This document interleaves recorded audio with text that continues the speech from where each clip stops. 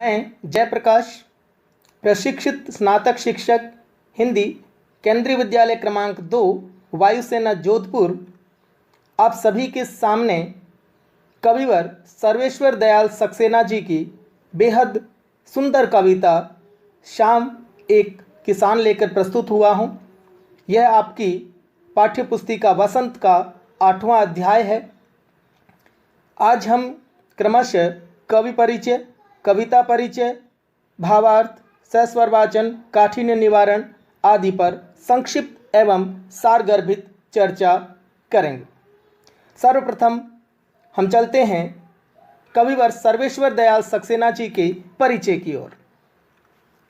सर्वेश्वर दयाल सक्सेना, जिनका जन्म 15 सितंबर 1927 को ज़िला बस्ती उत्तर प्रदेश में हुआ। उनकी उच्च शिक्षा यानी हायर एजुकेशन इलाहाबाद विश्वविद्यालय से हुई और इलाहाबाद का वर्तमान नाम प्रयागराज।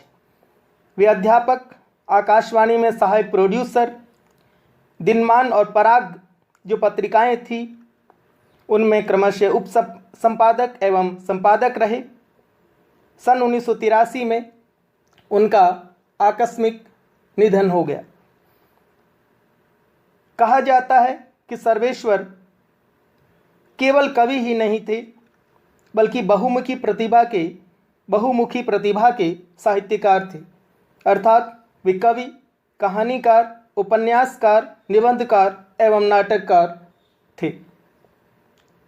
इनकी रचनाओं पर यदि दृष्टिपात किया जाए, चर्चा की जाए तो इनकी प्रमुख कृतियां हैं काठ की घंटियां, कुआनो नदी, जंगल का दर्द, खूंटियों पर टंगे लोग, ये इनका कविता संग्रह है। पागल कुत्तों का मसीहा, सोया हुआ जल इनके उपन्यास है। लड़ाई कहानी संग्रह है। बकरी इनका बेहद महत्वपूर्ण एक नाटक है। भौं भौं खौं खौं, बतूता का जूता, लाख की नाक इनका बाल साहित्य है, बच्चों के लिए लिखा गया साहित्य है। चर्चे और चरखे उनके लेखों का संग्रह है। और खूंटियों पर टंगे लोग जो इनकी रचना है, जो कविता संग्रह है, उन पर उन्हें साहित्य अकादमी, हिंदी का जो उच्च पुरस्कार होता है हिंदी साहित्य का, साहित्य अकादमी पुरस्कार भी मिला है। 1949 में प्रयाग में उन्हें एजी ऑफिस में प्रमुख डिस्पैचर के पद पर भी कार्य मिला था और यहाँ से वो 1955 तक यहाँ वे रहे।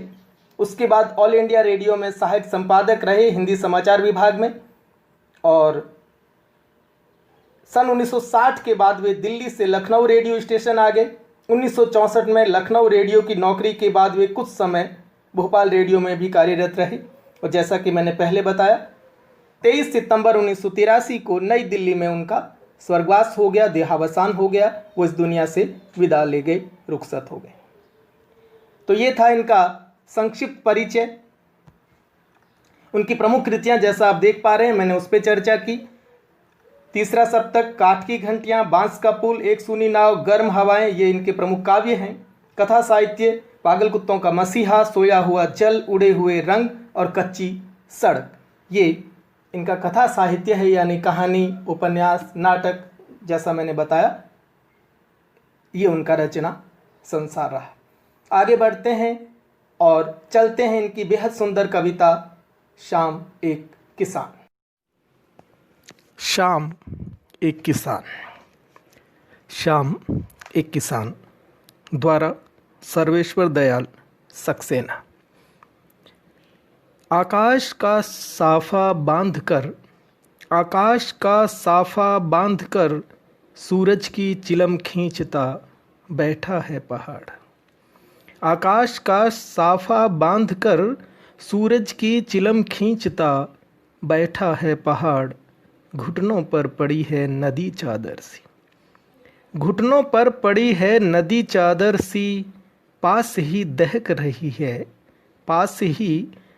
रही है पलाश के जंगल की अंगीठी। अंधकार दूर पूर्व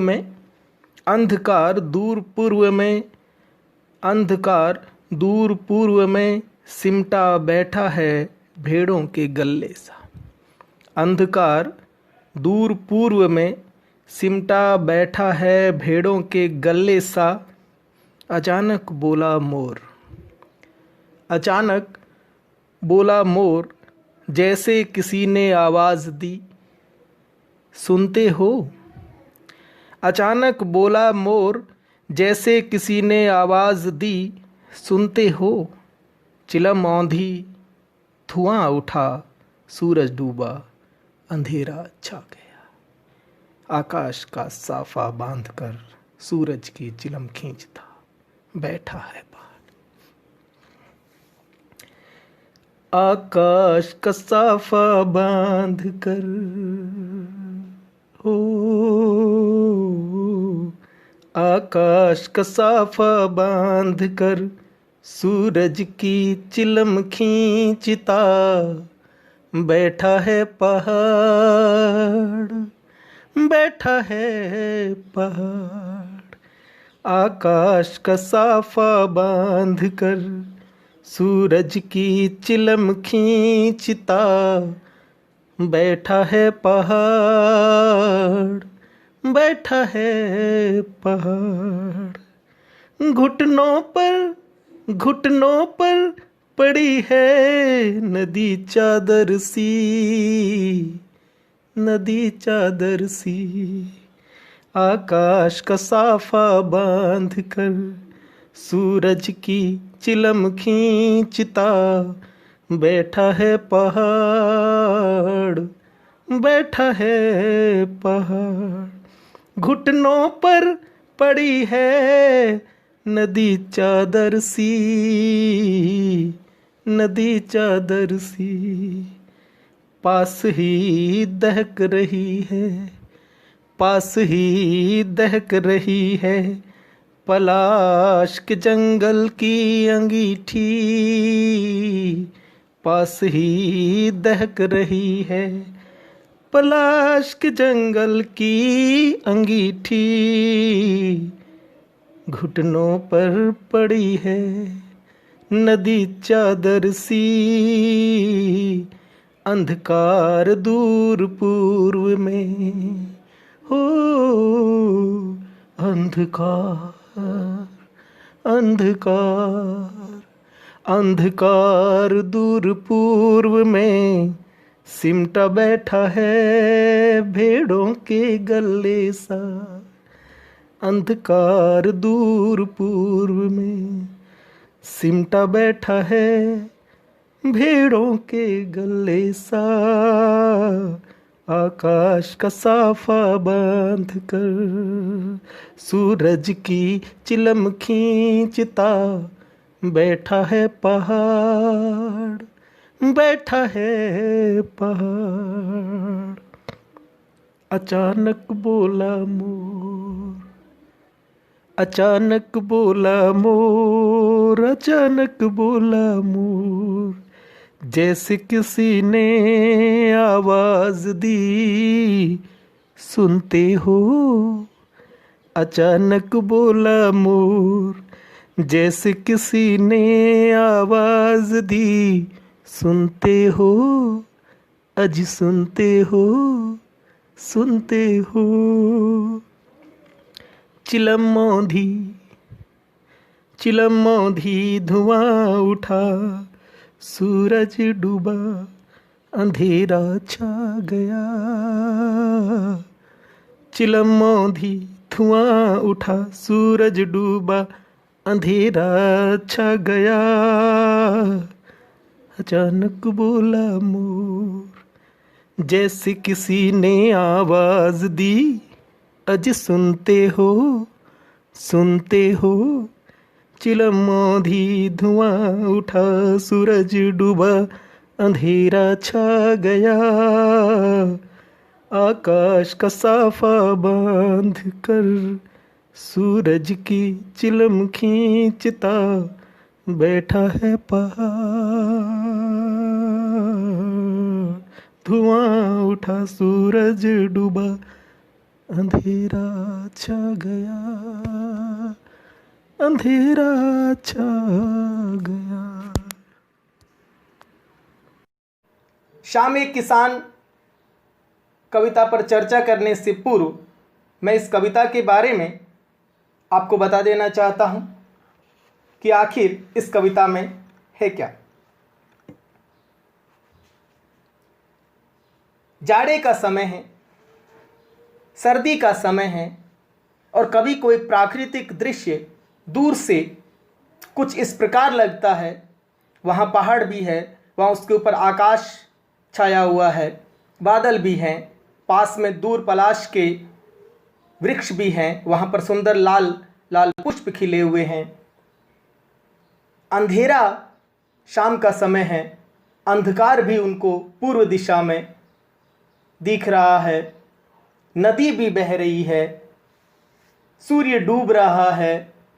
तो इस प्रकार कवि इसमें कुछ अलग प्रकार का एक रूपक देखता है, एक अलग रूप में इनको देखता है, और कवि को वो रूप कैसा लगता है, वो किस रूप में देखता है, उसका वहाँ पर कवि ने वर्णन किया, यहाँ पर वर्णन किया।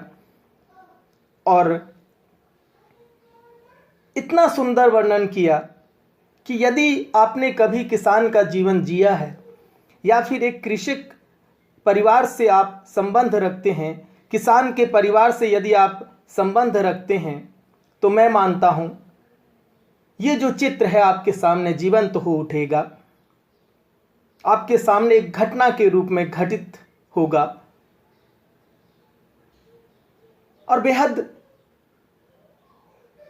कुछ इच्छाएं, कुछ जिज्ञासाएं जगेगी कि क्या वास्तव में ऐसा हो सकता है, क्या वास्तव में ऐसा है।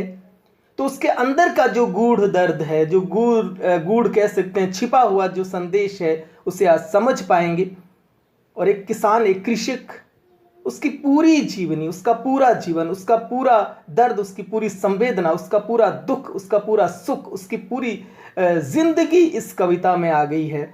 अगर हम इसके बेहद मूल में जाएं, जड़ में जाएं, इसकी संवेदना में जाएं, इसकी शिक्षा में जाएं, इसके संदेश में जाएं, तो हमें मिलेगा। हम इसको ऊपरी तौर पर भी समझेंगे, छोटे स्तर पर समझेंगे, 7वीं के बच्चों के स्तर तक समझेंगे, और छोटा मोटा बड़ा अर्थ भी हम साथ ही साथ लेकर चलेंगे, ताकि हम आने वाले समय में जब हिंदी साहित्य को हम पढ़ेंगे और उसके जो कई तरह के अर्थ होते हैं, कई स्तर के अर्थ होते हैं, कई उसमें भावनाएं छिपी रहती, कई संवेदनाएं छिपी रहती है, कई उसके अर्थ के अंदर भावार्थ छिपे रहते हैं, उसको भी जानने की कोशिश करेंगे।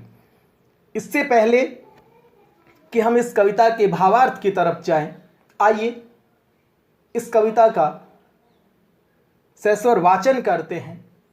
बेहद सुंदर ढंग में हम 2 तरह से वाचन करेंगे, एक सामान्य आरोह अवरोह के साथ, लय के साथ, ताल के साथ, और दूसरा है हम सस्वर वाचन करेंगे, एक धुन बनाने की कोशिश करेंगे, ताकि ये कविता आपके सामने जीवित हो उठे।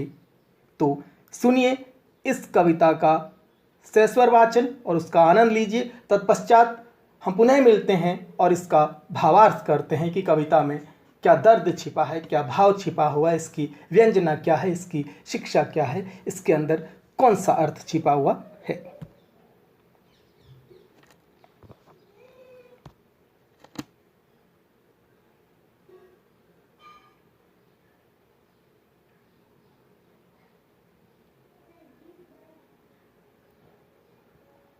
पुनः आपका स्वागत।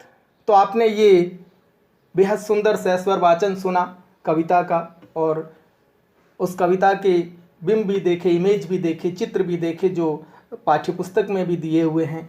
तो शायद कुछ चित्र आपके सामने उभरा होगा। अब हम इसको आगे बढ़ाते हैं, आगे लेकर चलते हैं और देखते हैं कविवर सर्वेश्वर दयाल सक्सेना इस कविता के माध्यम से, शाम एक किसान के माध्यम से कहना क्या चाहते हैं, कौन कौन सी एक रूपताएं हैं, पहाड़ को क्या मानते हैं, आकाश को क्या मानते हैं, अंधकार को क्या मानते हैं, और किस तरह एक किसान का एक सामाजिक दृश्य, एक पारिवारिक दृश्य, एक व्यक्तिगत दृश्य आपके सामने उजागर करते हैं।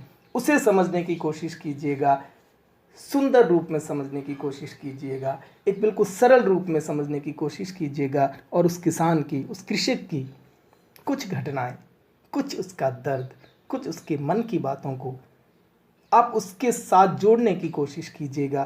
तो लीजिए प्रस्तुत है इस कविता की व्याख्या, भावार्थ, सरलार्थ। इसका संदेश, इसकी शिक्षा।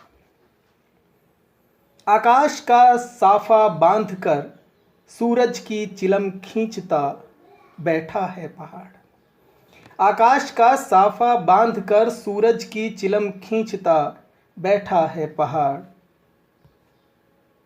घुटनों पर पड़ी है नदी चादर सी, घुटनों पर पड़ी है नदी चादर सी, पास ही दहक रही है पलाश के जंगल की अंगीठी। पास ही दहक रही है पलाश के जंगल की अंगीठी। अंधकार दूर पूर्व में, अंधकार दूर पूर्व में सिमटा बैठा है भेड़ों के गल्ले सा, भेड़ों के गल्ले सा। भावार्थ देखिए,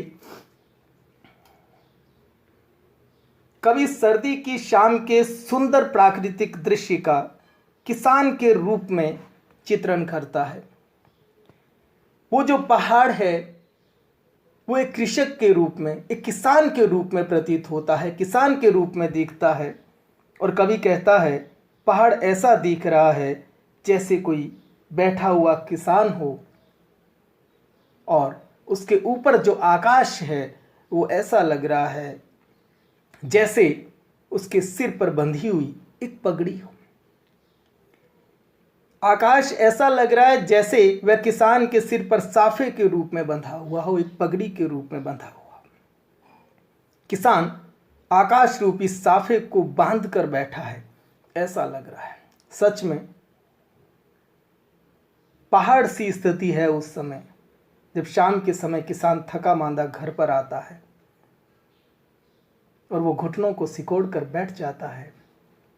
दिन भर की हुई अपनी मेहनत के बारे में वो सोचता है, विचार करता है, आने वाले कल के बारे में विचार करता है। और उसकी पगड़ी, उसका आकाश, उसका सब कुछ है। वो आकाश की ओर निहारता भी होगा क्योंकि आकाश उसका छाया है। माफी चाहता हूं, आकाश उसकी छाया है, उसका सब कुछ है। उसका ऊपर का एक साया भी है जो हमेशा उसको बांधे रखता है, जो हमेशा उसके साथ रहता है, उसके सुख दुख में जुड़ा हुआ है, क्योंकि वहां बादल मंडराएंगे, वर्षा होगी तो किसान का जीवन सुखी होगा। तो कवि का भाव देखिए, कवि उसको अलग रूप में देखता है। वहीं दूर ऐसा लगता है जैसे वो बैठा हुआ है। प्राचीन समय में आते थे लोग और इस प्रकार चिलम का सेवन करते थे, तो सूर्य जो लगता है ऐसा लग रहा है जैसे उसकी चिलम हो और उसको वो खींच रहा हो। पहाड़ के नीचे एक नदी बह रही है, उसके घुटनों पर पड़ी हुई चादर के समान लगती है। देखिए चादर क्या होती है, जिसको ओढ़कर सर्दी के समय हर कोई सुकून महसूस करता है।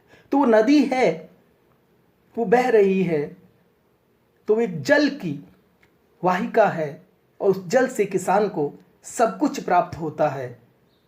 किसान को सुकून मिलता है उस चादर से, उस नदी रूपी चादर से। तो ऐसा लगता है कि वो उसके घुटनों पर पड़ी हुई है, वो नदी बह रही है। तो दूर से वो चित्र ऐसा लगता है जैसे किसान के घुटनों पर कोई चादर रखी हुई पड़ी है, चादर ओढ़ी हुई है। पहाड़ के नीचे बहती हुई नदी ऐसी लग रही है जैसे किसान के घुटनों पर चादर पड़ी हो। वहीं दूर पलाश के पेड़ों के लाल लाल पुष्प ऐसे लग रहे हैं। पलाश का बहुत ही सुंदर, अगर आप पहाड़ी क्षेत्रों में यात्रा करते हैं या फिर इधर आप आगे निकलते हैं, उत्तर प्रदेश से आगे, या उधर कहीं निकलते हैं दक्षिण की तरफ यात्रा करते हैं, तो दूर आपको ऐसा लगता है, रेल की खिड़कियों से यदि आप देखेंगे तो दूर शाम के समय आपको ऐसा लगेगा दिन ढलता हुआ, और उधर ऐसा लगेगा जैसे कुछ जल रहा है, कुछ दहक रहा है। सच में वो ऐसा लग रहा है जैसे एक अंगीठी जल रही है किसान के घर में, जहां किसान बैठा हुआ। किसान के सपने हैं कुछ वहां पर, वो सपने सच हो रहे होंगे या नहीं होंगे, कल क्या होगा वो किसान ऐसा बैठा हुआ कुछ सोच रहा है। लेकिन कवि को देखिए, वो किसान वहाँ नहीं है, लेकिन किसान को वो लेके आते हैं, उस रूप में लेके आते हैं। और कवि को वो प्राकृतिक दृश्य जो है वो ऐसा लग रहा है कि दूर कहीं वो पलाश के जंगल, वो पलाश के पुष्प जो है वो लाल लाल खिल रहे हैं। ऐसा लग रहा है अंगीठी जल रही है, पास ही में किसान बैठा है, सर्दी का समय है, उससे हो सकता है कि वो गर्मी लेना चाहता है। और वो अंगीठी के समान लग रहे हैं, एक जलती हुई अंगीठी के समान लग रहे हैं। दूर पूर्व में जब दिन ढलने वाला होता है तो वहाँ अंधेरा छाया रहता है। किसान के परिवार के भी महत्वपूर्ण सदस्य होते हैं उसके मवेशी, उसके पशु। परिवार और परिवार के बाद उसका महत्वपूर्ण हिस्सा होता है, महत्वपूर्ण भाग होते हैं उसके मवेशी। उसके द्वारा उनका पालन पोषण करता है और वो उसको उसके बदले में उसके जीवन की नैया को आगे खेते हैं, उसके आगे पार लगाते हैं। वो भेड़े जो किसान की सब कुछ है, वो शाम के समय आकर कहीं बैठ जाती है एक साथ। कवि को ऐसा लगता है कि जैसे वो दूर अंधेरा जो पूर्व दिशा में है, वो ऐसा लग रहा है कि वो किसान के परिवार की भेड़ें हैं और वहां पर सिमट कर आकर इकट्ठी हो गई है। पूर्व की दिशा में क्षितिज, जहां पर धरती और आकाश मिलते हुए प्रतीत होते हैं, लेकिन वो एक काल्पनिक स्थान होता है, ऐसा नहीं होता है। वहाँ जो अंधकार होता है वो गहरा होता जा रहा है, क्योंकि शाम ढलने वाली होती है। और ये अंधकार ऐसा लग रहा है जैसे सिमट कर भेड़ों का जो झुंड है, भेड़ों का जो समूह है, वो बैठा हो।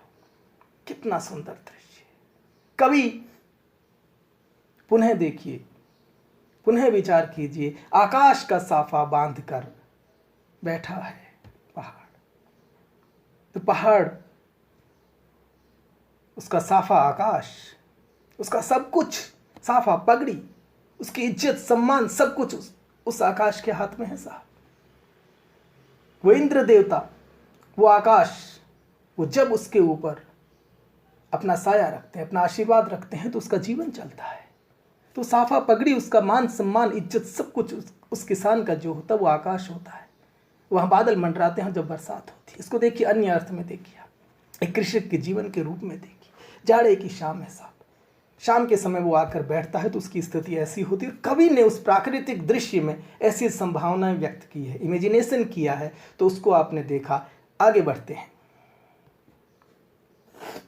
ये जो दो पैरा, दो बंद हमने पढ़े, इसमें कुछ कठिन शब्द है।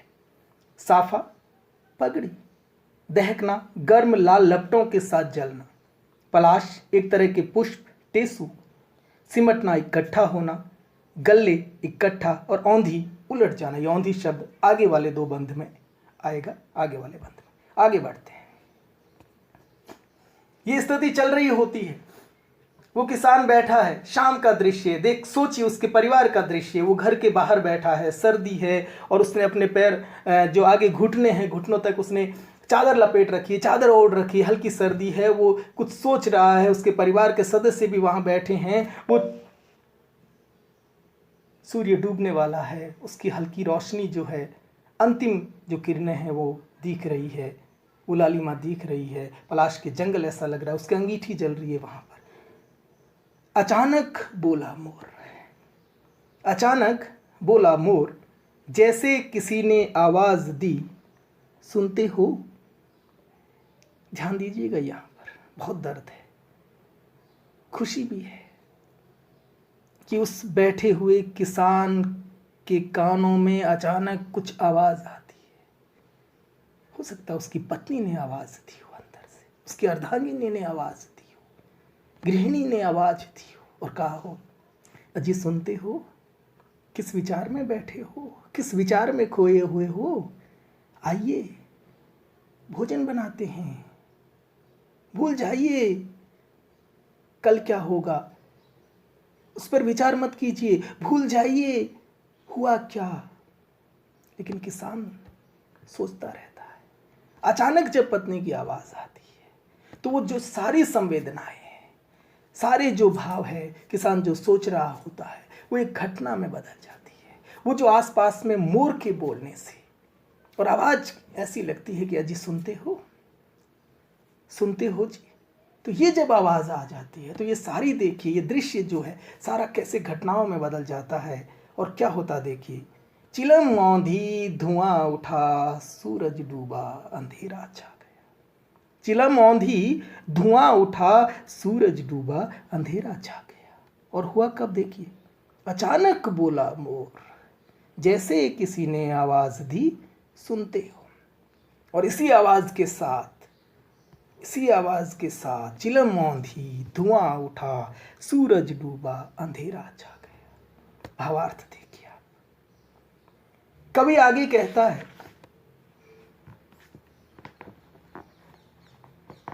और ये दृश्य जो है अचानक, प्राकृतिक दृश्य अचानक एक होने वाली घटना में बदल गया। सब कुछ सामान्य चल रहा था और अचानक एक आवाज आई और ये घटना में प्रतीत हो गया। घटना कैसी देखिए।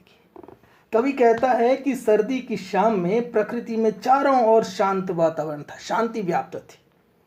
तभी मोर बोल उठता है, मानो किसी ने आवाज लगाई हो, सुन रहे हो। तो जिसने किसान जीवन जिया है, जिसने ग्रामीण जीवन जिया है, देहाती जीवन जिया है साहब, उसको सब पता है कि कैसा दृश्य हुआ होगा उस समय, किसने आवाज लगाई होगी अंदर से, और किसान जो सोच रहा होगा वो सब कुछ, और जो उसके आसपास घटित हो रहा होगा वो एक दृश्य, एक घटना के रूप में वो सारा दृश्य आपके सामने आ गया होगा। छोटे बच्चों, आप इसको छोटे रूप में भी समझें, लेकिन इसकी कुछ बातों को बड़े रूप में भी संजो कर रखें, सहेज कर रखें। आगे जाके पता चलेगा आपको, जब जीवन के कुछ पड़ाव में आप आगे जाएंगे, जब आप बड़े होंगे और ये घटनाएं आपके सामने आएगी, तो आपको ये सर्वेश्वर दयाल सक्सेना जी की याद ज़रूर आएगी। वो किसान जिसको आप खेत में काम करते हुए देखोगे और शाम को जब वो घर जाता है, वास्तव में आपको लगेगा कि सर्वेश्वर जी बिल्कुल सही थे। एक किसान के जीवन में आकाश कितना महत्व रखता है। एक किसान के जीवन में कभी कभी वो जड़ हो जाता है, वो शाम के समय आकर बैठकर जड़ हो जाता है, उस पहाड़ के समान हो जाता है। आकाश उसका सब कुछ है, उसकी छाया है, उसकी परछाई है, उसका साया भी है, उसका आशीर्वाद है, सब कुछ है। उसका अगर साया जब तक उसके साथ है तब तक सब कुछ सही है। वो बादलों का इंतजार करता है, वो सब कुछ है। भेड़े उसके लिए क्या है। तो ये दृश्य आपके सामने होगा। अभी तो आप सामान्य चीज़ें सीख लीजिए, कोई बात नहीं, लेकिन इसके जो अन्य भावार्थ है उसको भी हमें साथ ले चलना। तो देखिए आगे क्या होता है। मानो किसी ने आवाज़ दी अचानक मोर के बोलने पर, और क्या देखिए, इसके बाद जो सारा नेचुरल दृश्य था, प्राकृतिक दृश्य था, वो अचानक तेजी से उसमें बदलाव आता है और ऐसा लगता है सब कुछ घटनाओं जैसा घटित होने लगता है। कुछ इंसिडेंट घटित होते, देखिए क्या होता है। चिलम एक और उलट जाती है, यानी जो सूर्य की चिलम जो किसान खींच रहा था उलट जाती है, औंधी हो जाती है। क्यों? क्योंकि घर में जब आवाज़ दे दी तो किसान उसको उलट देगा, और अरे शाम हो गई, मुझे और भी काम करने हैं, कल के लिए भी सोचना है, अंदर भोजन की व्यवस्था भी करनी है, पत्नी का साथ भी देना है, भोजन भी करना है, जल्दी सो जाना है क्योंकि सवेरे उठना है, और कुछ भी कार्य करना है। तो कुछ ऐसा हुआ होगा। चिलम उलटते ही जलती आग बुझने लगती है। अब ये देखिए, जलती आग जो है, हो सकता है कि किसान के अंदर कुछ ऐसे सवाल, ऐसी घटनाएं, ऐसा दर्द उसके अंदर उस समय उठ रहा होगा, उसके साथ जो बीतता है, उस किसान का जो दर्द है। लेकिन अचानक जब पत्नी की सुंदर मीठी सुरीली आवाज़ अंदर से आती है तो उसके सारे दुख, उसका सारा दर्द, उसका सारा जो दहकना है वो बुझ जाता है। ऐसा भी तो मान सकते हैं। डूबने को तैयार सूरज डूब चुका है, शाम ढल गई है और रात का अंधेरा गहराता जा रहा है। और इसके बाद हम इमेजिनेशन कर सकते हैं कि किसान का जीवन, उससे पहले का जीवन, और वो सोचता हुआ किसान किस प्रकार उस दृश्य को घटनाओं में बदल देता है। वो दृश्य अपने आप घटनाओं में बदल जाता है। आगे कवि कहता है कि जाड़े सर्दी की शाम में प्रकृति में चारों तरफ शांत वातावरण है, तभी अचानक कहीं से मोर की आवाज़ आती है अथवा मोर बोल उठता है। मोर के बोलने पर ऐसा लगता है जैसे किसी ने आवाज़ दी हो, सुनते हो अजी, सुनते हो, जिस पे हमने चर्चा की। डूबिएगा उसके अंदर तन में होकर, सोचिएगा कि ऐसा भी होता होगा। बड़ों से पूछिएगा जिन्होंने ऐसा जीवन जिया हो। इस आवाज़ से सारा जो प्राकृतिक दृश्य है बदल जाता है, सब कुछ घटनाओं जैसा घटित होने लगता है। चिलम एक और उलट जाती है, आग बुझ जाती है, धुआं भी उठने लगता है, और जो डूबने को तैयार सूरज है वो डूब चुका होता है और चारों तरफ अंधेरा छा जाता है। जितनी व्याख्या करें, जितना वर्णन करें कम है। उस किसान का जीवन सारा जीवंत हो उठता है। तो ये बेहद सुंदर इस कविता के बारे में आप अपने अभिभावकों से चर्चा कीजिए। अलग अलग अर्थ निकलेंगे। जितनी बार आप एक सामान्य अर्थ आप देख रहे हैं, एक रूप में, किस रूप में वो किसान पहाड़ को देखता है, पहाड़ किसान के रूप में है, किसान को कभी पहाड़ के रूप में देखता है, सूर्य को, अंधकार को, पलाश के जंगलों को, सारा अलग अलग तरीके से देखता है। लेकिन जब अचानक एक आवाज़ जो आती है ना अंदर से, उस किसान के दर्द को समझिएगा। बहुत बहुत धन्यवाद इसके भावार्थ को अच्छी तरह से सुनने के लिए। कुछ महत्वपूर्ण प्रश्न हैं, उन पे भी हम चर्चा कर लेते हैं। आकाश का साफा बांधकर कौन बैठा है? आकाश का साफा बांधकर पहाड़ बैठा है, यानी किसान बैठा है। कवि को शाम के दृश्य को किस रूप में वर्णित करता? कवि शाम के दृश्य को किस रूप में वर्णित करता है? एक सर्दी की शाम में बैठे हुए किसान के पूरे जीवन के रूप में वर्णित करता है। बहती हुई नदी को कवि किस रूप में देखता है? किसान के घुटनों पर पड़ी चादर के रूप में देखता है। पलाश के जंगल उसे दूर जो लाल लाल पुष्प दिखते हैं वो जलती हुई दहकती हुई अंगीठी के समान दिखते हैं। अचानक मोर के बोलने पर अंधेरा छा जाता है और अंधकार दूर पूर्व में भेड़ों के गले सा सिमटा हुआ दिखाई देता है। बहुत बहुत धन्यवाद, बहुत बहुत आभार। अच्छे से पढ़िएगा इस कविता को। जितनी बार आप पढ़ेंगे एक किसान का दुख, दर्द, संवेदना, उसका सुख भी इसमें आपके सामने आएगा कि कितना एक ऐसा किसान जो पूरे देश को लेके चलता है। एक कृषक संस्कृति आपके सामने, एक फार्म कल्चर आपके सामने, फार्मर कल्चर आपके सामने आता है, उद्घाटित करता है। कवि को शाश्वत नमन करते हुए मैं अपनी वाणी को विराम देता हूँ। धन्यवाद। शुभ दिन।